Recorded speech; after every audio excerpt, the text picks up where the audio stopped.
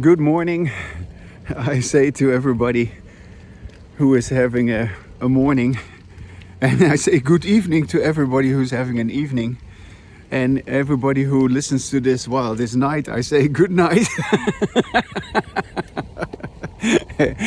I remember that was once in a movie, good morning, good evening, and good night. That was funny. But what I was going to say was that on this video I want to make it very, very clear. And I always make things very clear, right? That when you have embodied language, you are speaking only about that which is important to you. Yeah. And you don't care about anything else. You don't care about others. This is what is important to you. And so the moment you are busy with others, you are no longer expressing what is important to you. And you are unable to express what is important to you because you do not even realize that you are constantly busy with others because you do not listen to yourself. Yeah, that is the crux of embodied language. In embodied language, you listen to yourself, and in disembodied language, you do not listen to yourself, and that's why you're busy with others. So I am making this video and I am having embodied language because I'm interested in the language which works for me, which is mine, which makes sense to me, which makes me feel good. Yeah, which satisfies me, which results in good outcomes. All of that. That is my embodied language. And I can only have access to my embodied language to the extent that you, the other person who listens to this or who I talk with, you have to stay out of my embodied language. You have no business with my embodied language. My embodied language is not about you. My embodied language is about me. And of course, when you understand what embodied language is, your embodied language is not about me either. And I also, or anyone else, needs to stay out of your embodied language, because you couldn't have embodied language, I couldn't have embodied language if other people interfere with it. So this is something so important to be understood. It is not a matter of, oh, you have to be strong or you have to stay focused, or it's not a matter of staying true to yourself, or it's not a matter of what can you say, being smart or being in control. No, this is not a matter of that at all. Once we are affecting each other with our disembodied language, once you are disturbing my embodied language with your disembodied language, I no longer have embodied language. And anyone who has disembodied language while somebody else was having embodied language, the embodied language, it will disappear instantaneously. It will not be able to remain. It happens actually all the time, but we never truly acknowledge how this is occurring. We never clearly witness the disappearance of our embodied language because we keep being engaged in disembodied language. We will only realize the disappearance of our embodied language once we begin to have some embodied language, and once we realize, like, wow, so every time embodied language occurs and then someone is saying something, or perhaps the speaker himself, herself, perhaps that speaker who was having embodied language says something, does something, and something that sort of triggers the disembodied language of himself, of herself. And instantaneously, the embodied language is gone. Because, and this is so crucially important to get this, embodied language and disembodied language are mutually exclusive. They can never coexist. So if one is there, if there is embodied language, there is no disembodied language. So those who listen to this, I hope you hear there is no disembodied language in my speech, in my language. I have embodied language. And so you can also notice sometimes in some of my videos that I have moments where aspects of my own history with disembodied language reappear. And yeah, that happens. That is part of what I'm talking about, because there is, of course, for each of us, not myself only, but for everyone, there is our history of conditioning with disembodied language, which can only be addressed, which can only be, yeah, you could say neutralized or dissolved or decreased with our embodied language. And it may very well be that we never completely get rid of all the conditioning that we have endured and survived, that we have experienced. Yeah, it may very well be that there will always be remnants of that history, because that is how everybody talks. That is what happens everywhere, 24/7. And so I hope, as you listen to this, that you are able to acknowledge that, yeah, there is, of course, this possibility of listening to yourself, and then you have embodied language when you speak and listen to yourself, and you feel really good, you feel really happy. It energizes you. It relaxes you. It makes you clear. Yeah, embodied language makes you clear. It makes you able to say things. Yeah, it enables you to say things which you couldn't say with disembodied language. So you will hear yourself say these things, and you will notice how beneficial it is to say these things and to act on these things and to reap the consequences of having said these things, having listened to these things. Yeah, it is all wonderful that you do that.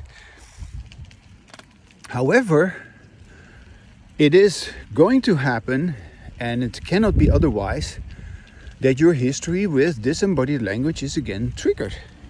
And then, if you want to continue with your embodied language, you will have to go against that history.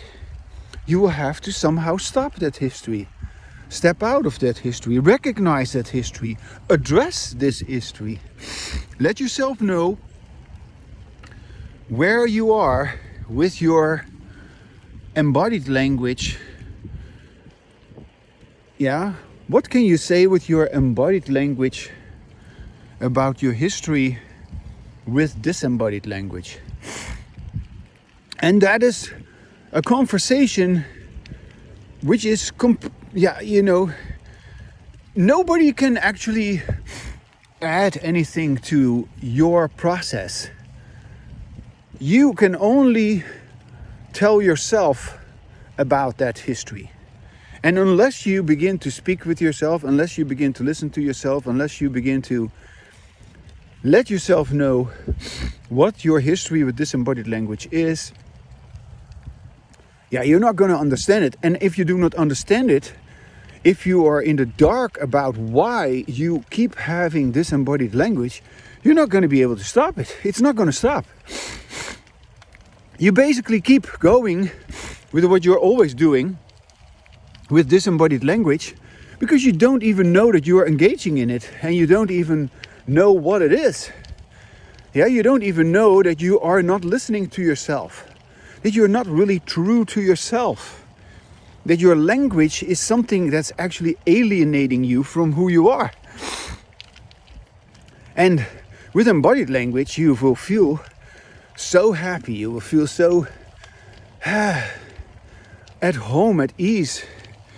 You will feel so as if everything that you have gone through, everything that you've experienced in your life, it suddenly makes sense because now your language is actually used correctly. Language can be used correctly only if you as a speaker listen to yourself.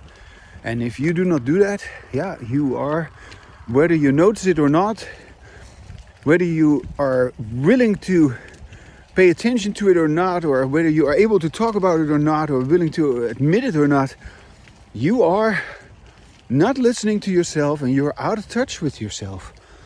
And whatever you experience is actually a consequence of your disconnect with yourself due to your language. And so,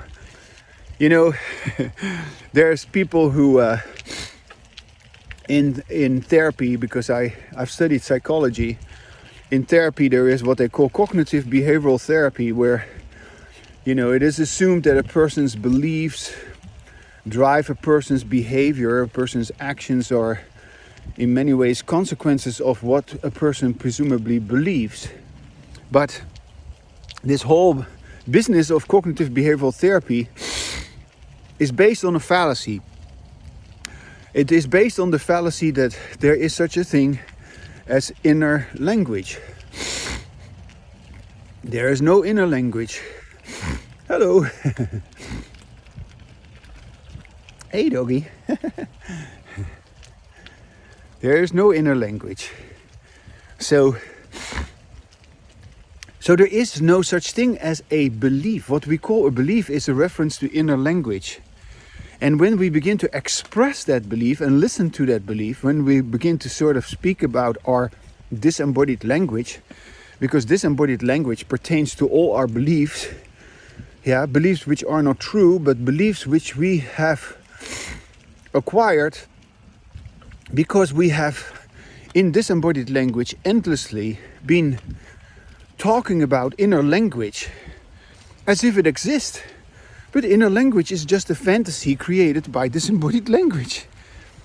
So once you begin to say to yourself what you supposedly think, you realize, once you listen to it, that it is not what you believed it to be.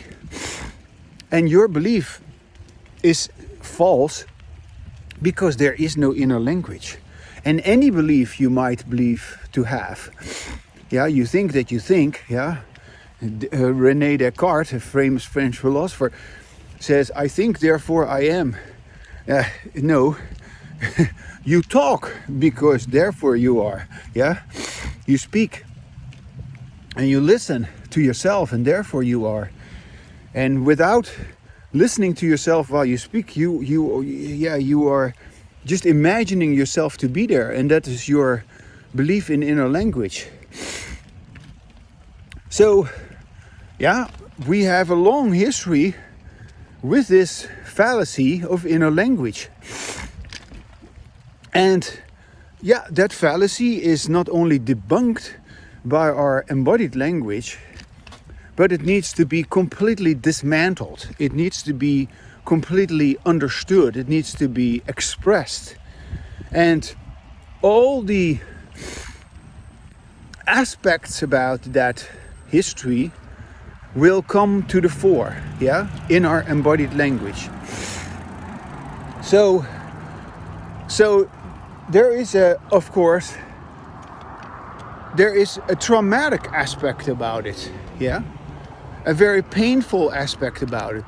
The fact that we haven't been able to be ourselves, and the fact that we were punished for being ourselves, yeah, that we were continuously distracted from being ourselves, and that all our efforts to be ourselves have failed, because the only thing that would succeed, that would help us succeed in being ourselves, is of course to have embodied language. And we don't have embodied language. People do not know what that is. People do not know the difference between disembodied language and embodied language. So they're in the dark about both. And so, yeah, once you begin to have embodied language about your disembodied language, there's really going to be some catching up to do. And yeah, it might actually take the rest of your life that you keep doing that, because there is so much that has to do with this. It is touching on every aspect of your life. And let me just give you a few hints here. It is undeniably true that when a person engages, whether it is, a person engages unconsciously in disembodied language. And so every time you begin to listen to yourself, and every time you catch yourself like, oh gosh, I was getting carried away by what I was saying. Yeah. Oh yeah, now I'm listening to myself again. Okay. Or you were again struggling and fighting and arguing and having all kinds of conflicts, and then you realize like, oh, wait a second, I don't like the way it sounds. And then you say, oh, wait a second, but when I listen to myself, the conflict sort of just ends. And I start to feel more peaceful. I start to relax myself more. My anxiety goes away. Okay, so, all right, so that's, you discover, right? You discover your embodied language, okay. And you stop temporarily, at least, your disembodied language. And, oh yeah, and you realize like, okay, what I was saying in the beginning, I was saying like, yeah, you're always busy with others. Oh, wait a second, but wait, embodied language is just for me. So what do I feel about, what do I say about my own language? What do I say about my own life, my own experiences? And, oh, wait, why do I say all these bad things? Or why is it always a problem? Or what? Yeah, you answer questions that you ask yourself, and you give answers to your own questions, and suddenly you're having a real conversation with yourself, and you suddenly feel like, oh yeah, this is what embodied language is. Now I'm listening to myself. Now I'm not busy with others. Now I'm just really being myself. This is how I want to sound. This is what I say now becomes more coherent, more meaningful, less chaotic, and now I'm being aware, now being conscious, all that beautiful stuff. Okay, so you catch yourself numerous times in your history of conditioning with disembodied language, and you basically redirect yourself again to your embodied language. And yeah, that is a given, you know, there's no way around it for nobody. And either you're going to do that or you don't, yeah? Either you pay attention to this or you don't. Either you put energy into this or you don't. And unless you bring all your attention there, nothing is going to happen. But if you bring your attention into this, everything is going to change. Everything is going to change. And then you really begin to get a sense like, wow, so all my behavior that doesn't work for me is, yeah, you could say related to and created by and maintained by and stimulated by my disembodied language. And when I begin to have embodied language, that behavior that was created and stimulated by my disembodied language that behavior begins to also subside. So you have a whole behavioral pattern. You have a whole set of behaviors which belong to your disembodied language.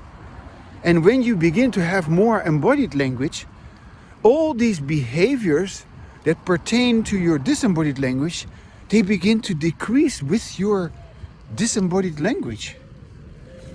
And you will see the increase, of course, of the behaviors which go with your embodied language.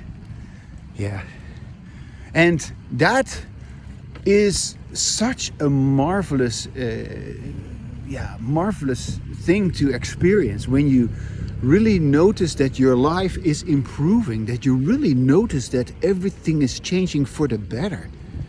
And you don't always notice that once. No, you notice that numerous times, continuously, and you keep being astonished, you keep being amazed, and you wonder like, wow, it just keeps getting better and better.